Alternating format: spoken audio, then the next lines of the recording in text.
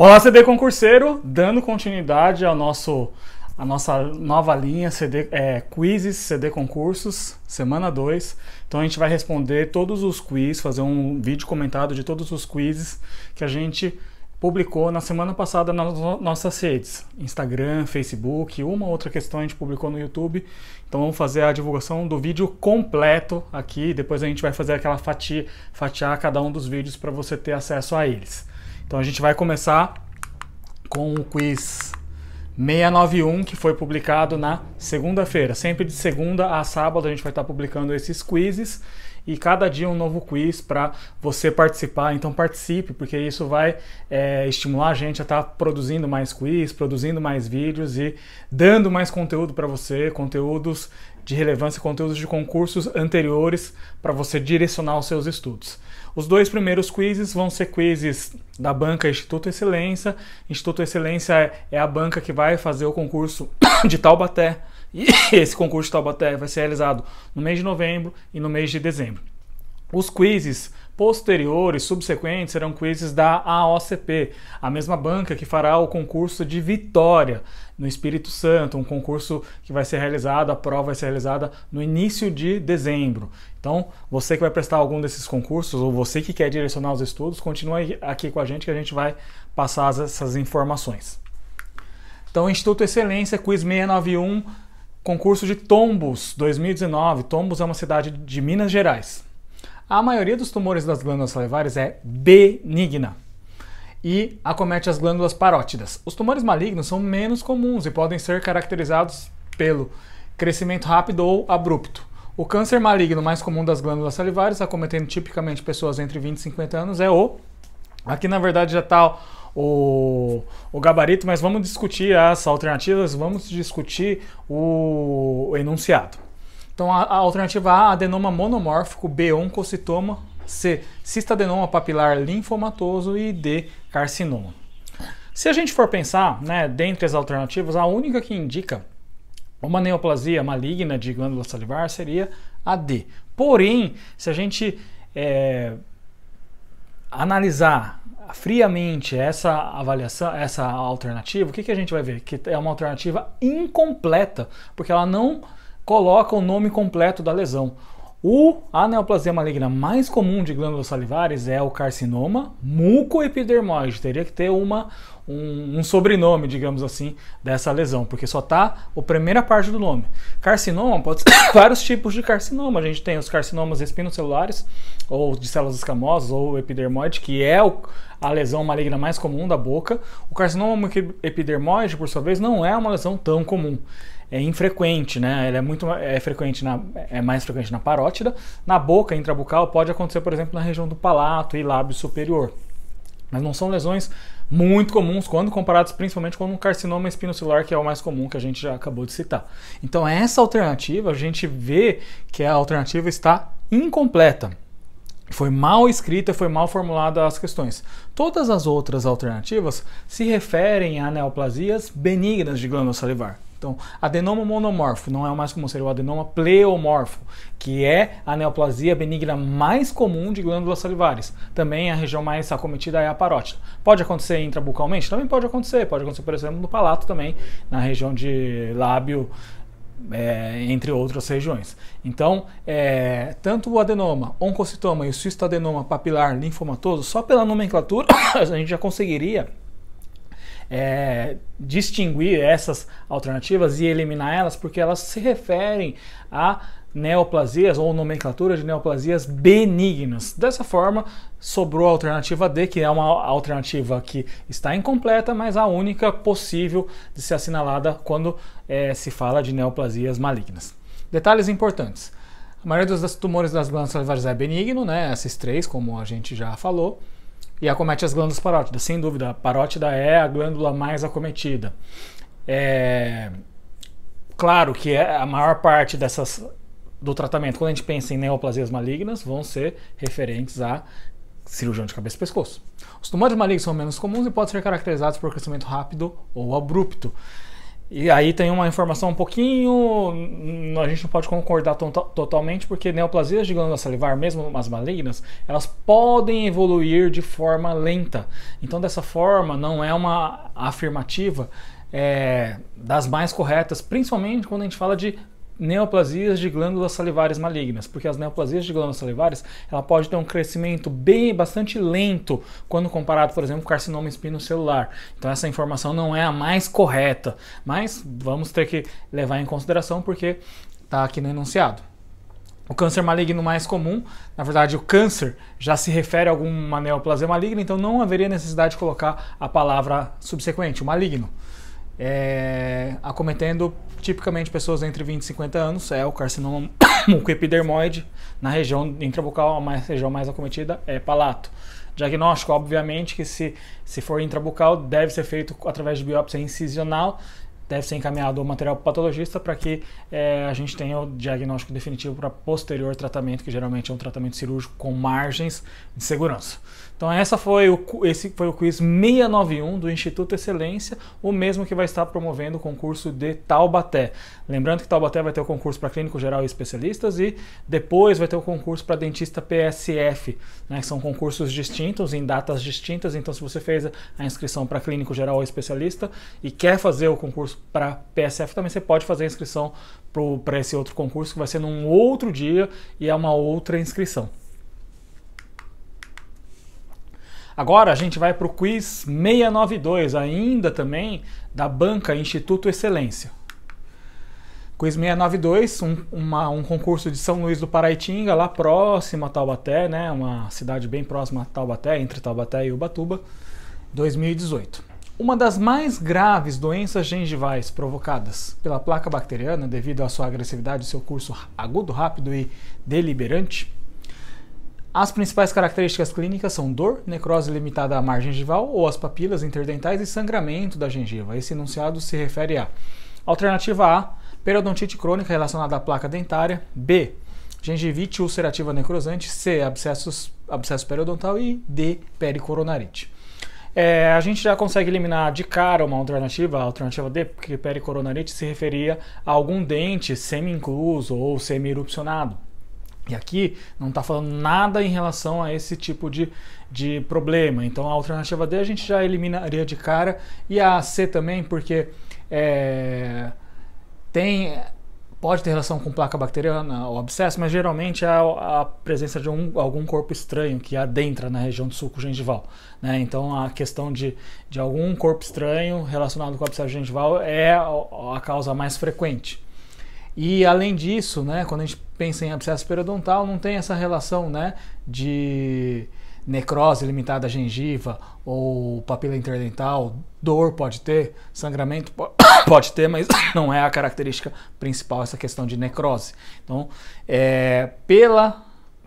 por essa característica, necrose limitada à margem gengival ou às papilas interdentais, a gente também elimina a alternativa A, periodontite crônica relacionada à placa bacteriana. Então a gente, por eliminação, conseguiu chegar ao gabarito que é a gengivite ulcerativa necrosante, antigamente chamada de GUNA, né? Gengivite ulcerativa necrosante aguda. Existe uma contrapartida dela que afetaria os ossos de sustentação e poderia dessa forma promover reabsorção óssea, né? E dessa forma a gente chamaria de periodontite ulcerativa necrosante PUM. A nova classificação que foi publicada pela Associação Americana de Periodontologia em 2018, ela ainda não classifica mais como gengivite ulcerativa necrosante, mas doenças periodontais necrosantes. E aí englobaria, né, periodontite ulcerativa necrosante, gengivite ulcerativa necrosante, né? E além dessas características, o que pode apresentar? Essa característica é muito importante, né? Necrose em forma de cratera na região de margem gengival e as papilas interdentais. Mas o que mais? O paciente pode ter uma litose intensa, sangramento que já está descrito, né, devido à litose. Como que a gente pode chamar essa patologia, né? Porque algumas outras bancas gostam de outras nomenclaturas. Por exemplo, infecção de Vincent ou de Vincent, ou gengivite de Vincent, ou gengivite então boca de trincheira. Então pode ter outros sinônimos, infecção ou gengivite de Vincent. boca de trincheira, então são patologias, são sinônimos da gengivite ulcerativa necrosante. Quais fatores podem estar relacionados? A presença de placa é importante, por isso que num primeiro momento, no tratamento da gengivite ulcerativa necrosante, é importante fazer o debridamento das placas, do cálculo, do biofilme dental. Depois pode se prescrever, por exemplo, bochechos de clorexidina 0,12 para o paciente e posteriormente fazer o tratamento periodontal passando na fase aguda de forma mais assertiva. Então, o tratamento vai começar com esse debridamento, né, de placa, porque é mais comum em pacientes jovens, pacientes que não higienizam muito bem os seus dentes. Estresse, então o estresse não é um fator, é um fator bastante relacionado com o desenvolvimento de GUM, e essas características clínicas são muito importantes, principalmente essa questão de margem gengival invertida por conta dessa necrose em forma de cratera. Então essa foi a questão 692, Instituto Excelência, concurso de São Luís do Paraitinga, um concurso lá próximo da região do Vale do Paraíba. Agora, a partir de agora, quiz 693 e até o 696, a gente vai fazer, são questões da banca AOCP, a mesma banca que vai estar promovendo o concurso de Vitória Espírito Santo. Então, quiz 693, concurso de Jabotão dos Guararapes, Pernambuco, 2015. Deve ser o contato preferencial dos usuários, a principal porta de entrada e o centro de comunicação com toda a rede de atenção à saúde.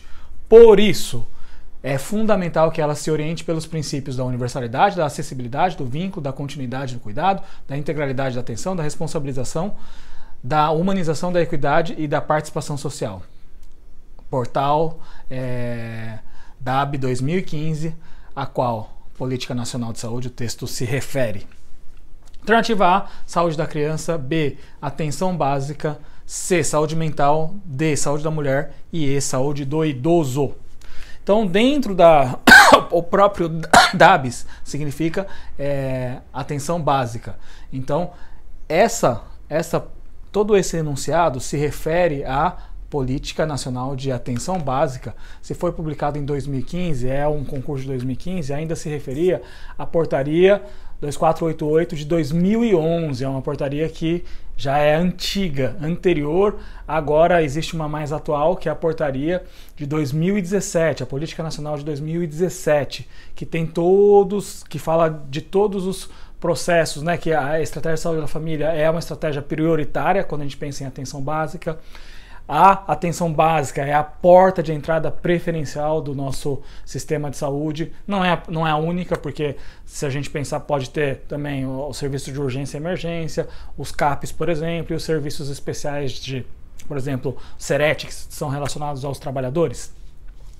E sim, o centro de comunicação com toda a rede de atenção à saúde. Então, como é a porta de entrada preferencial, recebe o usuário, grande parte dos usuários, e tem o poder de resolutividade de até 80% de todos os problemas de saúde, ele só vai encaminhar 20% dos problemas para atenção secundária e para atenção terciária.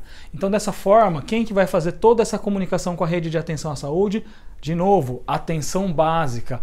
E é muito importante, tem sido cada vez mais pedido a atenção básica, porque a grande parte dos concursos hoje em dia é voltada para estratégia de saúde da família. A estratégia de saúde da família é o eixo principal da atenção básica. Além disso, é fundamental que ele oriente pelos princípios da universalidade. Claro, todos os princípios e diretrizes do SUS têm que respeitar a atenção básica. Então, universalidade, saúde para todos, acessibilidade, vínculo, essa relação entre usuário e profissional da saúde, uma relação mais humana, uma relação mais quente, digamos assim. Então, essa relação diferente daquela relação médico-paciente bem fria, que o médico atende o paciente de longe, ou o dentista atende o paciente de longe, mas um atendimento mais caloroso. E quem que vai fazer esse link para esse vínculo ser um vínculo mais forte? O agente comunitário da saúde, porque o ACS, o agente comunitário da saúde, é um morador do bairro, e dessa forma esse morador do bairro vai fazer esse eixo de ligação entre usuário e profissionais de saúde. Continuidade do cuidado, né? Quando a gente encaminha esse paciente da atenção básica para atenção secundária ou atenção terciária, e ele volta, isso é a continuidade do cuidado, né? Ou se ele está encaminhado, saber se ele foi fazer o tratamento exatamente, se ele está sob o tratamento nas atenções em níveis hierárquicos superiores. Da integralidade da atenção, claro, dos problemas mais simples, né? O problema que a gente vai fazer a promoção de saúde, até os problemas mais complexos de reabilitação. E responsabilização também é importante, né? Como que a gente dá responsabilidade, dá autonomia para o usuário, dando educação. Se a gente dá educação para o paciente, a gente promove essa questão de responsabilização para ele. Humanização, esse atendimento, esse tratamento, esse relacionamento mais próximo. E a equidade, claro que é muito importante a atenção básica fazer levantamentos, mesmo que rápidos, levantamentos epidemiológicos para detectar quais os problemas mais frequentes e quais as pessoas que têm maior necessidade. Para quê? Para essas pessoas que com maior necessidade tenham uma prioridade. E isso é o princípio da equidade. E a participação social é a todo mundo, a comunidade participando. Lembrando que quando a gente fala de participação social, a gente tem que lembrar da Lei 8142, uma das leis orgânicas de saúde, lei de 1990. Então é muito importante você saber a questão de atenção básica, tem sido cada vez mais pedido, e a portaria hoje mais atual é a portaria de 2017, Política Nacional de Atenção Básica de 2017, falando sobre atenção básica, que fala bastante sobre a estratégia de saúde da família, fala sobre as competências dos profissionais, que a gente sabe que os profissionais que fazem parte da equipe mínima, médico, enfermeiro, auxiliar de enfermagem, ou técnico de enfermagem, agente comunitário de saúde. O dentista e a equipe de saúde bucal faz parte da equipe mínima? Não faz, a gente faz parte da equipe, pode fazer parte da equipe, mas não da equipe mínima de estratégia de saúde da família. Então esse foi o quiz 693, banca a OCP, concurso de Vitória, que vai ser agora no início de dezembro. Agora a gente vai para o quiz 694, também continuando, banca a OCP, o mesmo que vai fazer o concurso de Vitória. Agora, EBSER, concurso nacional de 2015, em odontopediatria, na técnica de restauração atraumática, o material de escolha é essa é uma questão muito simples. Essa foi a questão que a gente teve maior número de participação. Participem, gente. Quanto mais vocês participarem, mais a gente vai postar quizzes aqui para vocês, mais a gente vai fazer vídeos, mais conteúdo. Quanto mais essa participação, a gente fica mais sabendo que o conteúdo está agradando vocês, e dessa forma a gente consegue saber e fazer mais conteúdo. Então, fosfato de zinco, A, B, ionômero de vidro, C, hidróxido de cálcio, D, policarboxilato de zinco e E, óxido de zinco e eugenol. Restauração atraumática se refere geralmente ao tratamento restaurador atraumático, TRA ou ART, né, na sigla de inglês. Traumatic Restoration Treatment, né? Então, esse tipo de tratamento, que é um tratamento filosófico, em que hoje em dia tem sido muito aplicado, né, principalmente aqui na região sudeste, em escolas, por exemplo, mas pode ser aplicado em regiões onde os acessos são mais remotos, é mais complicado o acesso a todo aquele aparato odontológico, né? Ele foi desenvolvido por um pesquisador holandês, Frank, lá, e já na década de 90, e naquela época foi desenvolvido para principalmente o tratamento de pessoas que residem em lugares mais remotos. Hoje em dia tem sido aplicado de várias maneiras, inclusive aqui nas regiões metropolitanas, né? Inclusive nas regiões metropolitanas e no programa, principalmente em escolas. Em que baseia esse tratamento? A remoção da lesão cariosa através de instrumentos manuais, sem a utilização, obviamente, de aparatos mais tecnológicos, como alta rotação ou baixa rotação. E claro que se você vai fazer a remoção com instrumentos manuais, você não vai usar anestesia, vai fazer a remoção da cárie, até a região de cárie do tecido mole, cárie que está amolecida, e depois vai fazer a colocação de cimento de ionômero de vidro de alta viscosidade. Isso é importante. Claro que existem variações técnicas diferentes, mas a técnica preconizada é a utilização de cimento de ionômero de vidro de alta viscosidade. Era uma resposta bem fácil. E ART sempre também vem sendo perguntado, e são geralmente perguntas bem simples. O ART não é só o tratamento, basicamente, mas também a própria educação, a própria orientação dos pacientes, para que os pacientes saibam, né, quais os fatores etiológicos da cárie e dessa forma eles consigam prevenir também. Como eles são teoricamente de lugares mais remotos, foi preconizado naquela época, eles têm que saber sofrer essa orientação para dessa forma não ter mais problemas de cárie. Então a ART, questão bem simples, a OCP Quiz 694, uma questão praticamente dada, né? Nesse tipo de questão não se pode perder num concurso público. Em Vitória, se cair, você não pode errar uma questão dessa aqui. Então agora a gente vai para o Quiz 695, ainda banca OCP. A gente vai dar continuidade à banca OCP para você que está vai prestar esse concurso de Vitória, para você direcionar esses estudos de você. Concurso da Universidade Federal de Sergipe, né? Sergipe 2016, é um hospital de Sergipe.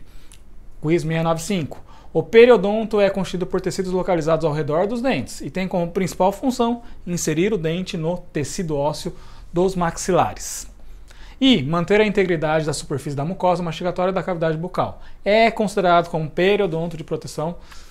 Só fazendo uma ressalva, lembrando, né? O periodonto ele é basicamente classificado anatomicamente, histologicamente, como periodonto de proteção, periodonto de sustentação.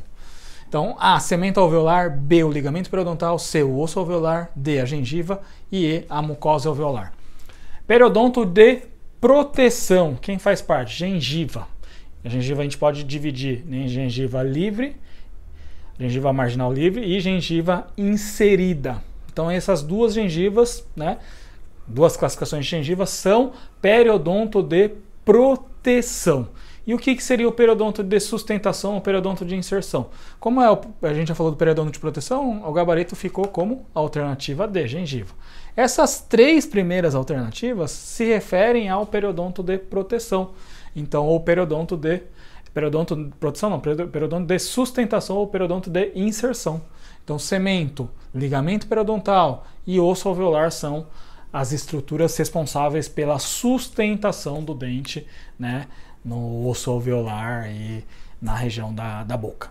Então essa é uma pergunta bem simples, mas você teria que relembrar essa parte de classificação do periodonto. Periodonto de proteção, gengiva marginal livre, gengiva inserida. Periodonto de sustentação ou periodonto de inserção, osso alveolar, cemento e ligamento periodontal. Uma questão simples, uma questão tranquila, mas você não pode perder uma questão assim. Então, Quiz 695, banca OCP, para você que vai prestar o concurso de Vitória, direcionar os seus estudos, questão de periodontia.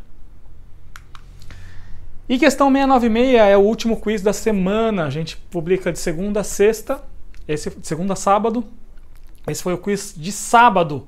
Então, um quiz de sábado, quiz 696, concurso também já botando os Guararapes, 2015, quiz 696. Após um histórico anterior de trauma na região anterior não fala da maxilamandíbula, ocorrida há mais de um mês, uma mãe traz seu filho de 8 meses para atendimento odontológico devido à presença de uma lesão de cor arroxeada na região correspondente ao elemento 61. Agora sim, região anterior dos maxilares, né? Porque dente 61 seria o incisivo central superior esquerdo. Descido. Aparentemente, a criança não sente dor, mas o local apresenta um aumento de volume. Os incisivos descidos superiores ainda não erupcionaram. A hipótese diagnóstica mais provável neste caso é o que se trata de 1. A. Nódulo de Baum. B. Cisto de erupção. C. Caso de subluxação. D. Caso de luxação lateral. E E. Cisto da lâmina dentária. Bom, vamos começar pelas alternativas C e D, caso de subluxação e luxação lateral. Aí teria que ter o dente erupcionado, né? Se a gente observa que ainda é uma lesão arroxeada na região do elemento 61 e não fala que o dente sofreu algum tipo de trauma, né? Porque não fala em nenhum momento do dente. Quando a gente pensa em subluxação e luxação lateral, é o traumatismo das estruturas de suporte do dente. Então, como não tem dente envolvido, a gente já elimina essa alternativa. Ele fala que é na região do 61, mas o que acontece na região do 61? A presença de uma lesão de cor arroxeada. E aí? Aí a gente tem o cisto de lâmina dentária, cisto de erupção, nódulo de Baum. Nódulo de Baum e Cisto da lâmina dentária são lesões com características branco-amareladas, não tem essa característica arroxeada. Então, dessa forma, né, os nódulos de Baum geralmente estão espalhados pelo palato. Existe um outro tipo de lesão, uma classificação que a gente chama de pérolas de Epstein. Essas pérolas de Epstein estão localizadas, são também pápulas branco-amareladas, ou geralmente esbranquiçadas, que vão aparecer exatamente na ráfide palatina. E essas lesões não necessitam de nenhum tipo de tratamento, nem o nódulo de Baum, nem o cisto de lâmina dentária. Já o cisto de erupção, ele sim, ele pode apresentar coloração arroxeada, quando, muito provavelmente pela ocorrência do trauma que fez um extravasamento de sangue na região.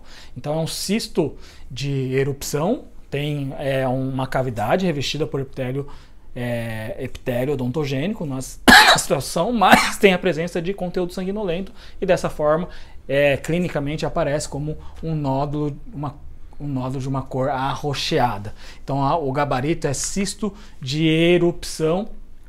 Pode ser feito algum tipo de tratamento para acelerar a erupção desse dente, do dente 61, seria a ulotomia, que seria apenas uma incisão na região, né, para facilitar a erupção do dente, ou uma olectomia, fazer a remoção de uma tampa, né, ou em elipse.